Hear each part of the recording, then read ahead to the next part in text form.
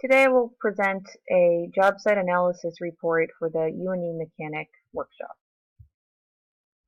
So what is an occupational hazard and why perform an analysis? An occupational hazard is any risk that an employee faces at work. This may be in the form of chemical, physical, or psychosocial strain, such as job stress or demand. So hazard analysis provide an understanding of the job site risks and also provides recommendations on how to mitigate and reduce the risk that an employee may face. Job site information. So we have worker demographics and shift duties. The workers are in Biddeford, Maine on the UNE campus. We have 15 full-time employees between the ages of 30 to 65 with 90% male and 10% female. The most common education level is high school. We have shifts ranging from 6 a.m. to 3 p.m. with an hour lunch break and two 15-minute breaks, so no employees are working any overnight shifts or any odd hours there. And the work is hands-on, typical mechanic shop duties such as rotating tires, changing automotive fluids, and any of those similar responsibilities. Worksite information. There is currently no safety committee on campus. We haven't had any OSHA investigations that are known of, which means no workplace fatalities, no incidences of 3 or more employees receiving emergency medical attention or complaints or I guess routine inspections, anything of that case. There have been 3 reported back injuries that have occurred in the past 5 years, leading to 10 lost work days in total. The mod rate is 0.75, which means that it's generally less risky here than other work sites. And overall, the incidents for auto dealer injuries are 5.3 per 200,000 hours worked in the state of Maine. We have some identified hazards.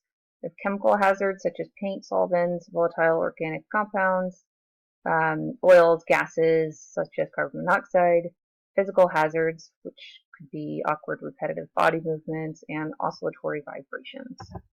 So for chemical hazards, these are currently being mitigated pretty well on the campus. We have proper ventilation and air circulation, as well as the safety data sheets on site. That way employees can look up the proper PPEs and standards and what to do if they become exposed to the chemical. Recommendations would be to create a campus safety committee. That way they can check the carbon monoxide levels and make sure all the ventilation is working properly to ensure that the SDHs are accurate to reflect the chemicals on the job site.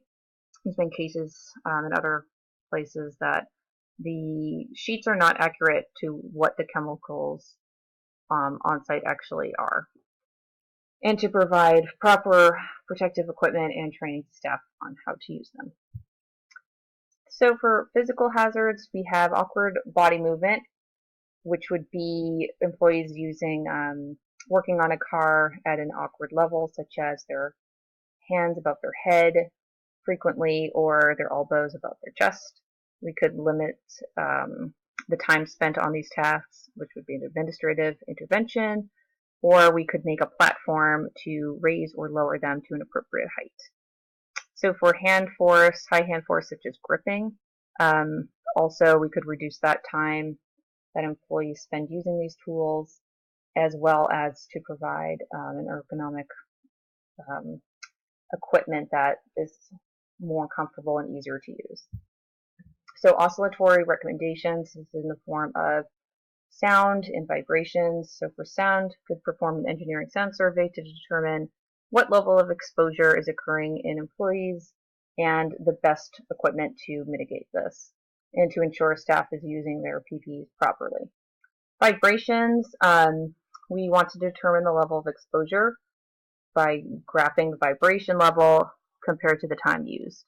We could reduce the time the equipment is used, as well as using anti-vibration gloves as a form of PPE, and have the safety committee check for signs of the hand-arm vibration syndrome.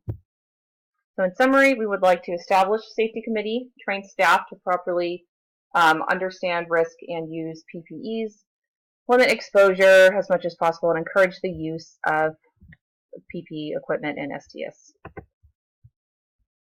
Thank you.